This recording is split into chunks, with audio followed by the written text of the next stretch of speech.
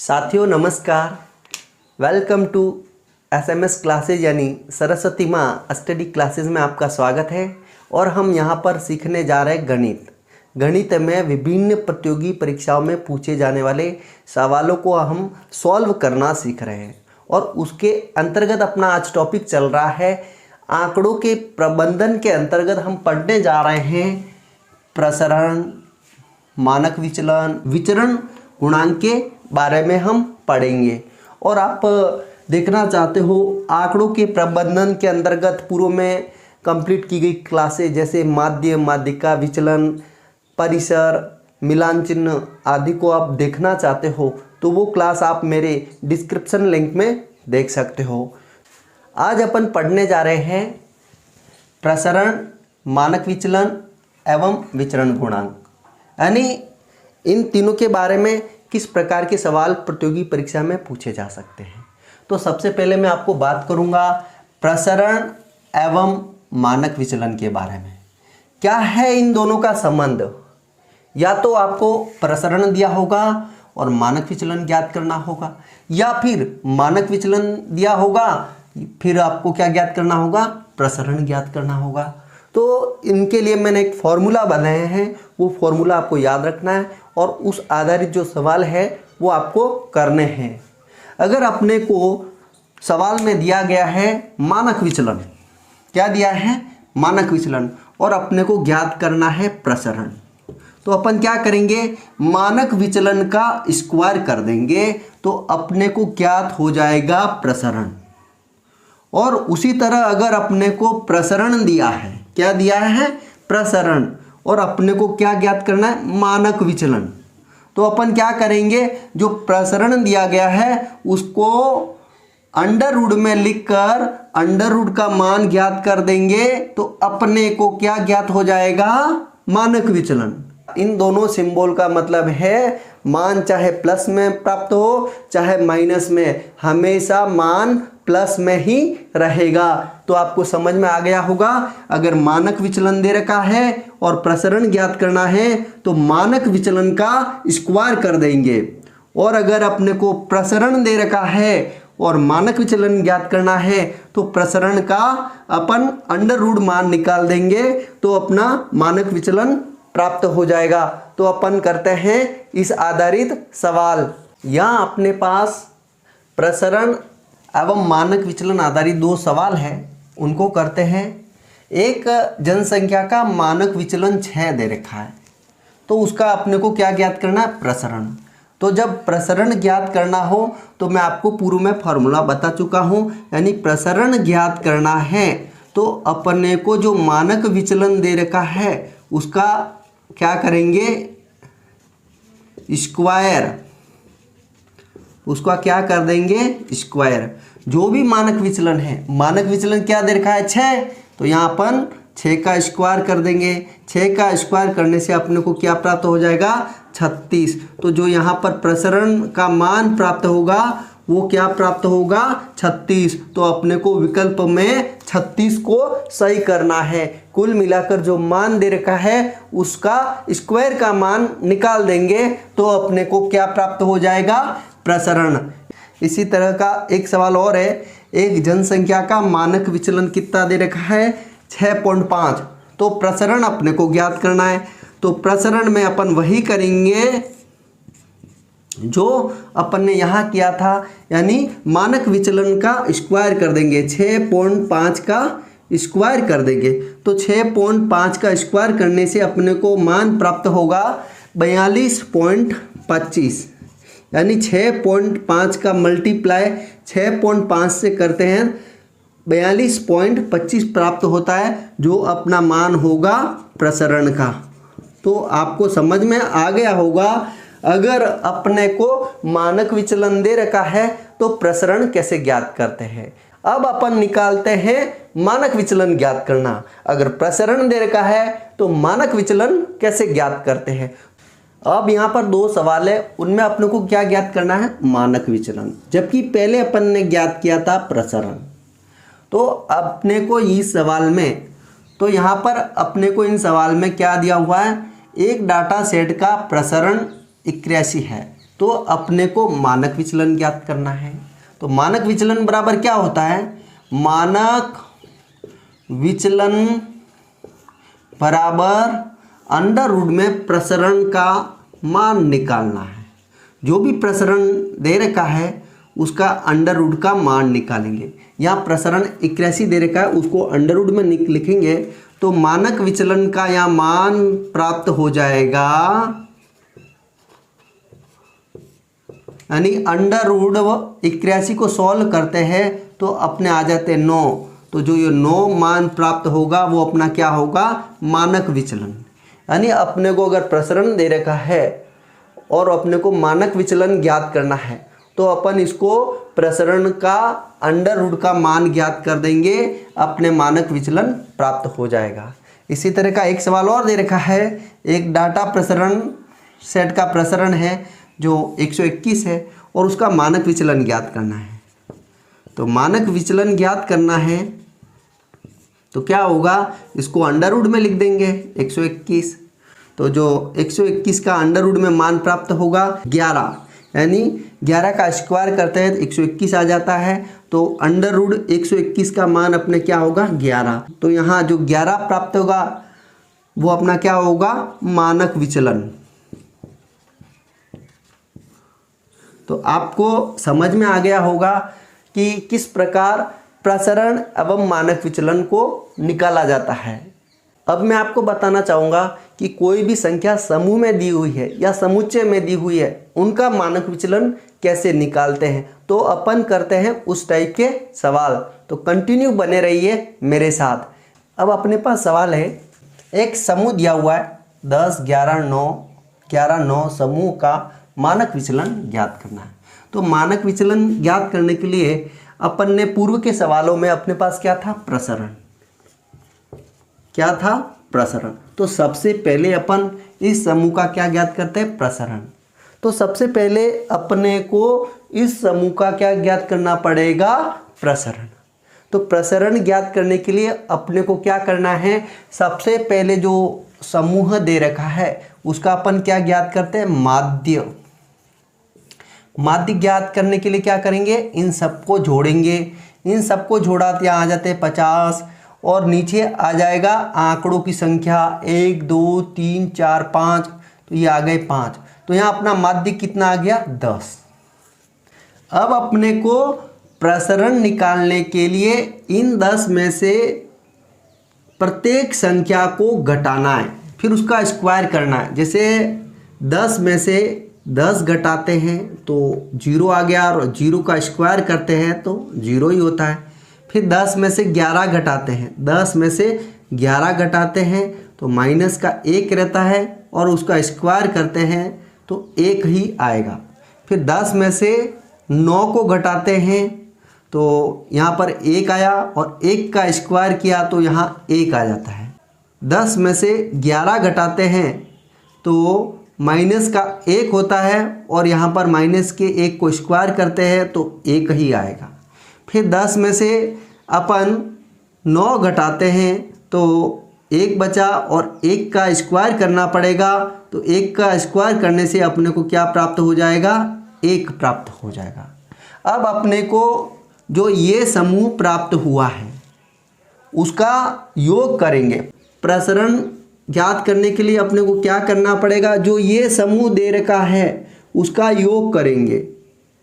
0, 1, 1, 1 plus 1 और नीचे आ जाएगा आंकड़ों की संख्या 5 आ जाएगी। तो अपने जो प्रसरण का मान प्राप्त हो जाएगा वो क्या होगा, 4/5। अब अपने को प्रसरण का मान प्राप्त हो गया 4/5। अगर अपने पास प्रसरण है तो मानक विचलन अपन ज्ञात कर सकते हैं। कैसे, जैसे कि अपन ने पहले के सवाल में किया था, मानक विचलन बराबर क्या होता है, मानक विचलन बराबर प्रसरण को अंडर रूट में लिख देंगे। जैसे कि यहाँ 4/5 को अंडर रूट में लिख देंगे। फिर इसको सॉल्व करते हैं तो 4 के स्थान पर 2 आ जाएगा और 5 का अंडर रूट 5 ही लिखेंगे। तो जो ये अपना मान प्राप्त होगा वो क्या होगा, मानक विचलन।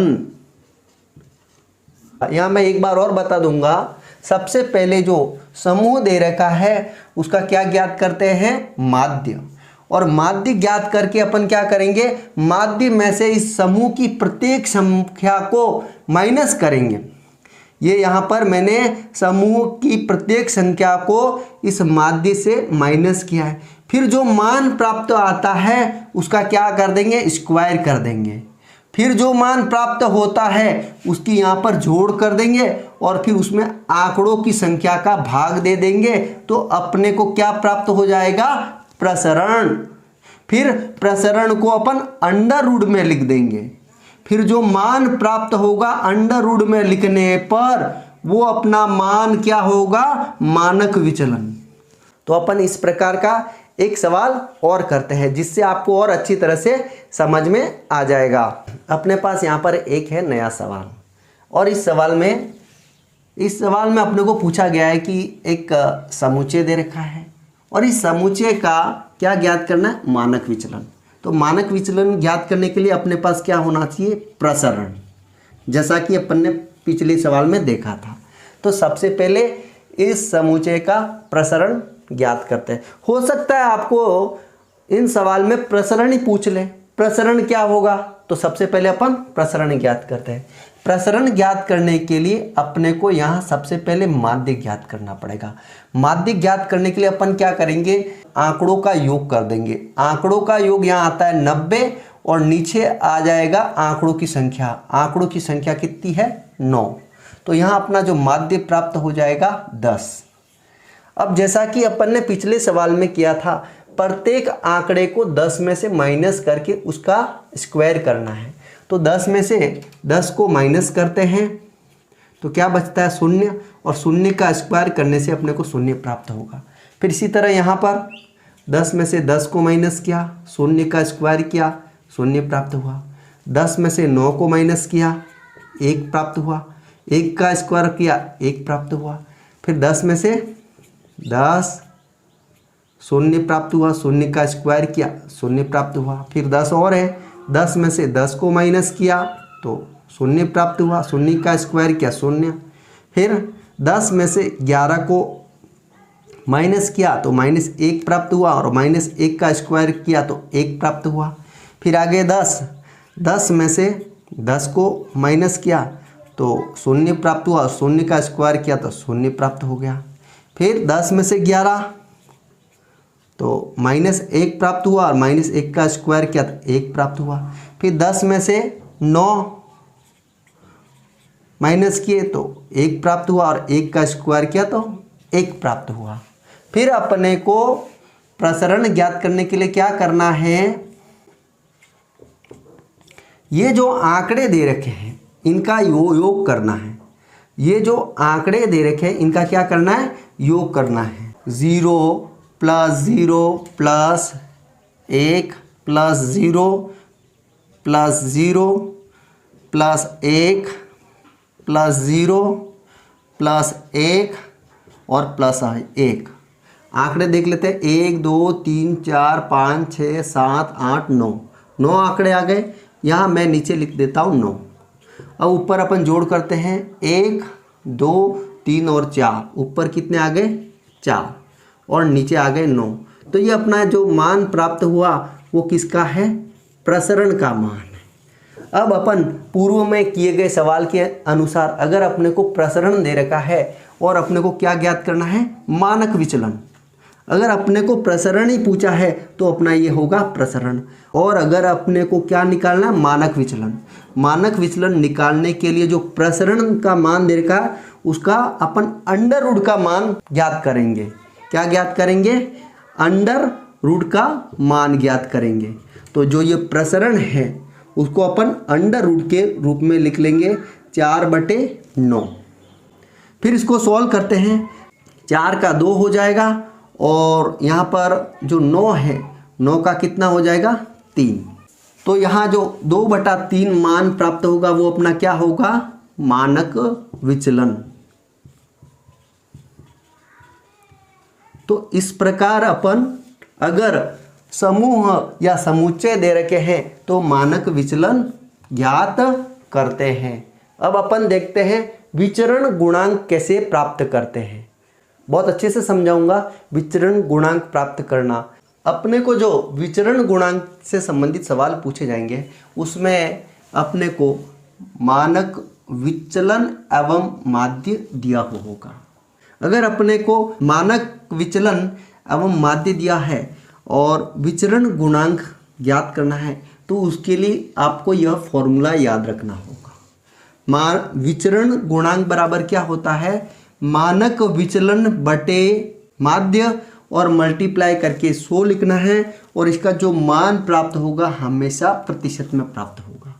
विचरण गुणांक प्राप्त करना है अगर अपने को, और अपने को क्या दिया है, मानक विचलन एवं माध्य, तो अपने को क्या करना है, मानक विचलन बटे माध्य करके इंटू 100 करेंगे और अपने को प्रतिशत के रूप में जो मान प्राप्त होगा वो क्या होगा, विचरण गुणांक। यहाँ अपन इस फॉर्मूले से दूसरे टाइप के भी सवाल कर सकते हैं, जैसे कि अपने को विचरण गुणांक दिया हुआ है और मानक विचलन दिया हुआ है, माध्य ज्ञात करना है तो भी ज्ञात कर सकते हैं। यहाँ अपन को विचरण गुणांक एवं माध्य दिया है और मानक विचलन ज्ञात करना है वो भी ज्ञात कर सकते हैं। बस अपने को ये फॉर्मूला याद होना चाहिए, विचरण गुणांक बराबर क्या होता है, मानक विचलन बटे माध्य इंटू 100। अब अपन यहाँ करते हैं इस आधारित सवाल। एक बंटन का माध्य कितना है 15 और उसका मानक विचलन कितना है 5, तो विचरण गुणांक ज्ञात करना है। तो विचरण गुणांक बराबर क्या हो जाएगा, विचरण गुणांक बराबर ऊपर तो आ जाएगा मानक विचलन, मानक विचलन कितना है 5 और नीचे आ जाएगा माध्य, माध्य कितना है 15 और यहाँ इंटू कर देंगे 100।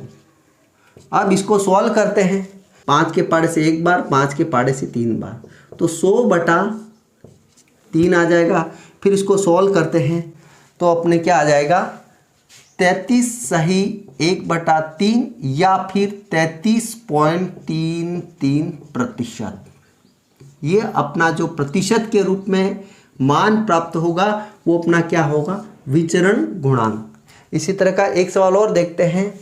एक विचरण का माध्य 24 दे रखा है और उसका मानक विचलन कितना है 6 और विचरण गुणांक ज्ञात करना है।